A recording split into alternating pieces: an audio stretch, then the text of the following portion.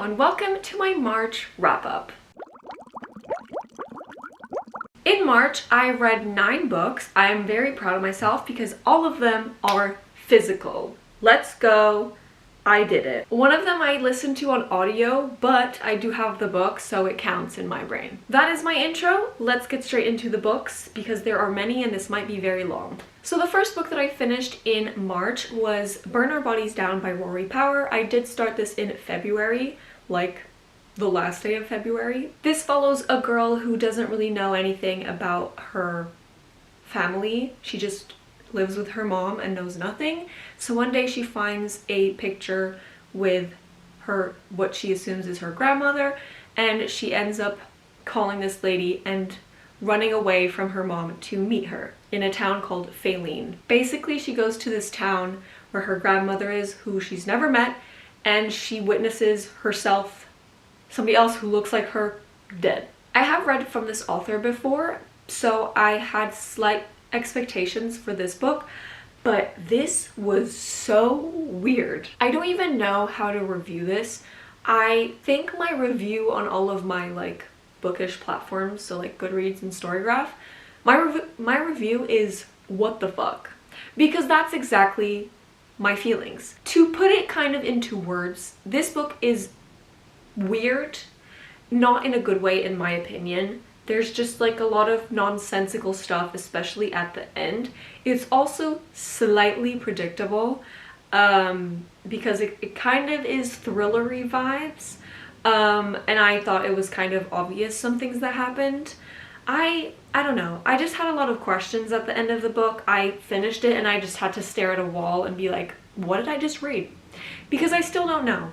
The ending was the weirdest thing I have ever witnessed. Maybe not ever, but that I've witnessed in recent times. Very weird, very strange, very not for me. So, great start to the month. The next book that I read was the second book in the Never After series by Emily McIntire, which is Scarred. This is based on, I think she calls it like a fractured fairy tale. Let me actually double check. Fractured fairy tale. It is kind of based on Lion King, only with some of the references in the book. We follow 2 characters. Tristan is the prince of this kingdom called the Fossa Kingdom, hence the Lion King. And he does not like that his brother is king. He thinks he should not be king and he needs to die for a multitude of reasons. He's also Scar, the scarred prince. And at the same time, we follow Sarah. She is from a neighboring city or something, and she is basically tasked by her uncle to kill the entire Fossa bloodline, so the 2 brothers, Tristan and his brother, and all of the above, so that they can rule, her and her uncle can rule the kingdom and make it better, if that makes sense. So Sarah ends up being betrothed to Michael, which is the king or brother of Tristan, and we follow obviously the 2 main characters having tension because it is dark romance. You can expect it. I ended up giving this also a 3. I gave 3 to Hooked. I gave a 3 to this. I am here just purely for the spice or the smut, whatever you want to call it. I gave it the same rating, but I feel like this is slightly better than Hooked. I really liked the tension and the build up of their relationship. But at the end of the day, it's not my new favorite book ever. The smut is really fun, and that's why I've read multiple books in this series. It's just entertaining, so 3 stars.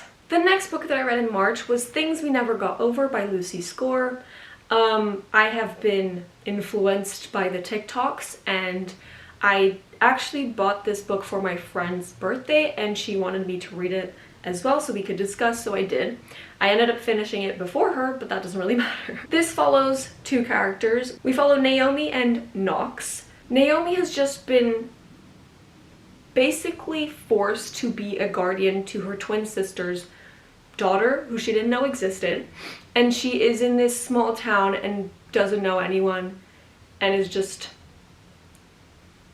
burdened with her sister's issues in that town. And at the same time, we follow Knox, and he basically helps her. At first he doesn't, but then he does, and he ends up being involved in their lives. even though he really doesn't want to. I gave this a 4 stars. You might think that's like, oh my god, so you liked it. Yes and no. I loved everything except for Knox. That is just point blank, period, the facts. I loved, adored Naomi and Wilde. They carried this book for me, loved them. Knox pissed me off. Maybe I should have given this a lower rating, but I gave it a 4. I wanted to give it a 4, so I gave it a 4. What really bothered me is Knox is a 40-year-old man. 40. He's not 30, he's 40. I'd assume at that point, maybe you don't want to be a bachelor, and oh my god, the hunt. He literally calls the act of finding women to hook up with as the hunt. And that really pissed me off. I just couldn't get with Knox, basically. I just chose to ignore all the issues and red flags. He is 40. He wants to be a bachelor. He has commitment issues at 40. If he had been in his 20s, maybe I could have understood and completely been fine with his behavior. But at 40, no. Other than that, I think I didn't have issues. I really liked, as I said, Naomi and Wilde. The plot was okay. It wasn't anything like amazing, but I was entertained. I had fun. I probably will continue the series because I like this one, and I know who the main characters are in the next one, and it intrigues me or interests me, so I'm probably going to continue. But Knox was just a grating character.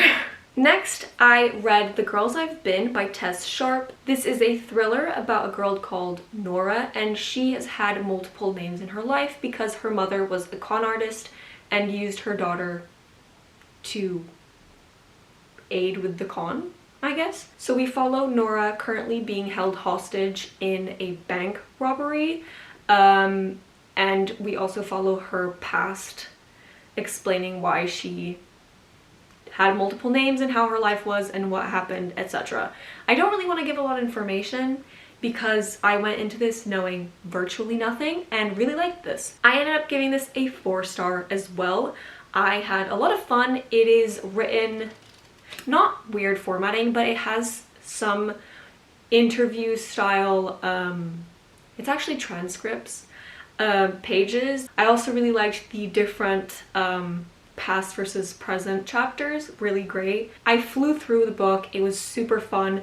I know there's a sequel and I'm 100% gonna get it and read it. I really enjoyed this. I thought it was a great thriller. It would be something that I would reread maybe one day in the future. It was really fun. If you like young adult thrillers, this is really good. The next 2 books that I read are part of the same series, and they're books 2 and 3 of the Fortuna Sworn series by KJ Sutton. I read Fortuna when 2020 maybe? I don't know. And then I reread it a few years ago as well, and I finally continued with the series, much to my disappointment. Fortuna Sworn, the first book, is about a girl who is a nightmare, which is a creature that can see what you fear the most and conjure it. So you think you're experiencing that fear in the moment. And her brother has been missing for 2 years, and she is desperately seeking Susan, if you know that movie. She's desperately looking for him, and a man approaches her one day and makes a deal with her that if she marries him, he will help her find her brother. And that is the plot of the first book. It is also, I guess, romantasy or fantasy romance, I don't actually know. It is fae and set in Seelie and Unseelie courts, if you're interested. Which I personally would not recommend because these books were so disappointing. I gave the second book a 3 star and the third book a 2.5. I don't even want to acknowledge how much I didn't like these. The second book, I didn't like the direction that the author went with the story. I thought that we were gonna go and stay in the courts, and we did not. There was a lot of drama with werewolves, and I personally didn't think it was that interesting. I also don't like the love fucking, I don't even know, octagon going on. In the first book, there is kind of a love triangle situation, but it wasn't that bad. But in this, there is like 45 people in love with each other.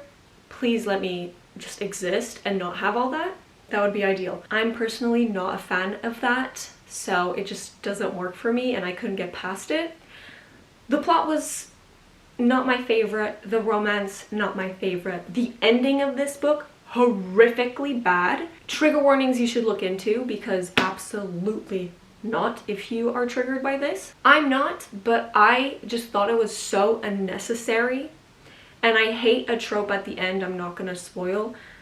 I hate a trope that is at the end that has to do with Colin. If you have read this, hate it. Absolutely not. I don't like that at all.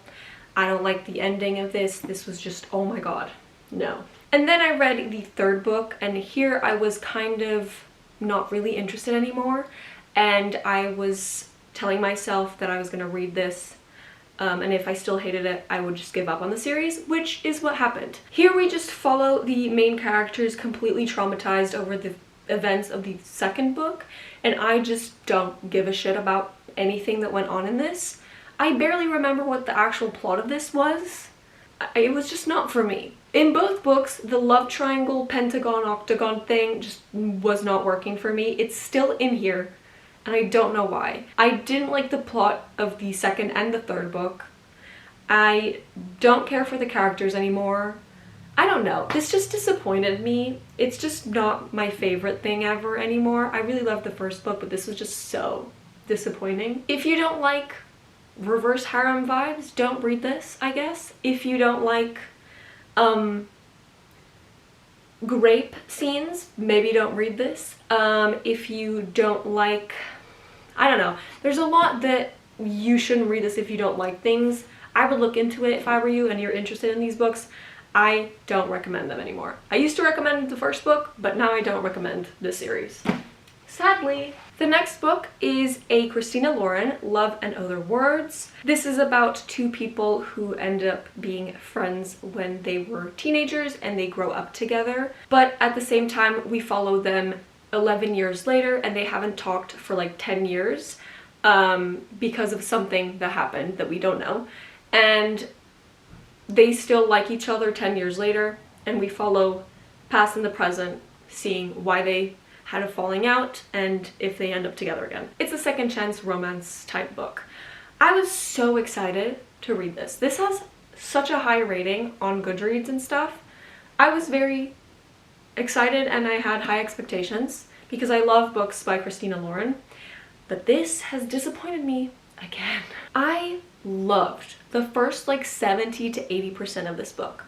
I was having so much fun. I really loved the past of the characters. It was super cute seeing them grow together, becoming friends, and then something more. It was super cute, had great moments. But then we find out why they had a falling out, and I really despised that. Again, trigger warning for grape, because even though it's not painted that way in this book, it's what it is. Maybe it's my opinion, but that's what it seems to me. I hated that entire scene. It is assault, but also they're painting it like it's cheating, which if you don't like cheating, don't read this, maybe. And I hate cheating in books. Even if it wasn't this situation, which was very problematic, I would have still hated it because I don't like cheating in books, and I've read another book by this author that had cheating that I don't like, which is True Love Experiment. Why do we have to have people who cheat? Maybe it's a personal preference, but I really don't like that because you know the people are gonna stay together. And I don't know. I don't like cheating in books, and this wasn't, but was, and I still don't like it. Even if you exclude the problematic stuff, no. I was disappointed. I ended up giving it 2.5. It just, the ending ruined it, which happens a lot to me. The next book that I read was Wretched or Wretched by Emily McIntire. This is the third book in the Never After series and the last book that I'm going to read of the series. Spoiler alert. This is a fractured retelling of, I think it's Wizard of Oz or Wicked, I'm not sure. There are references to Dorothy, Glinda, Elphaba, but her name is Evelina, etc. This actually follows two characters. Evelina is the mastermind behind this like drug gang. She makes a drug called Flying Monkey, and it's meth, I think. She is the only one who knows how to make it really perfect, kind of Breaking Bad vibes. And she is the bad guy. It says in the back,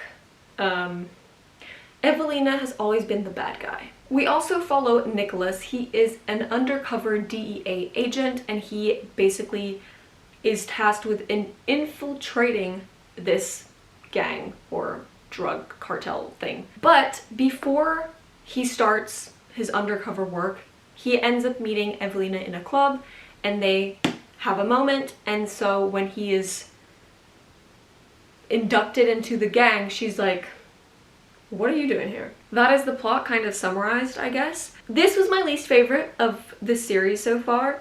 I just didn't really care about the characters and the plot. I kind of felt like Hooked was also about drugs, so this was again about drugs. I don't know, I was kind of bored of it. I did like that the woman was the bad guy or the villain of the story and not the guy. But yeah, I don't really care, and the ending was not my favorite. I don't know. I just thought it was not the best. I gave it a 2.5 as well. So many 2.5s. And the last book that I read in March, which was actually the audiobook, is The Picture of Dorian Gray by Oscar Wilde. I always try to read at least one classic a year, and thank God for audiobooks because they made it so much faster for me. Usually it takes me months to read a classic, and this only took one. If you have never heard of this, this is about a man who gets his portrait done, and he has such a crisis that he's gonna age and the painting is gonna stay beautiful, that he accidentally like switches his soul into the painting, I think, and the painting starts aging and he doesn't. It's basically a massive commentary on valuing beauty over like your soul and morals. A lot of people love this, and I understand, but I give it like a 3. The audiobook was a great time. It is very easy to understand, and classics sometimes are not. I just thought the book was very rambly. It kept going on about art and beauty and blah blah blah, and there's like long paragraphs, like really long, like a page long paragraph, no new paragraph, which is why I say thank God for an audiobook, because I would have completely given up 45 times trying to read this tiny book. I'm not made for classics, but I still try. I did think it was cool. I liked the gothic creepy vibes. I really liked some of the things that happened, but I also got really bored with the like random tangents. So I don't know. I thought it was okay. I had a decent time listening to this while I did work and stuff, so it was good. I did like tab 2 things. One was because it was very like sexist, but also this was written in the 1800s. But the one that I put a post-it on was a funny moment, which is one of the characters says, "To get back my youth, I would do anything in the world, except take exercise, get up early, or be respectable," which I thought was hilarious. We love somebody from the 1800s having humor that still makes sense in this day. Loved that, but I just thought it was okay. But those are the 9 books that I read in March. I feel like I did a pretty good job. I read some big books. Most of them were over 300 pages, except for the ones on top. I think I did pretty well. I'm proud of myself. So yeah, there's that. This is probably gonna be the best month of the year. I don't know what like caffeine I took in March to be able to read all that. But I don't know if it will be an event that will repeat itself. But that is everything for today, and I'll see you in my next word video. Bye!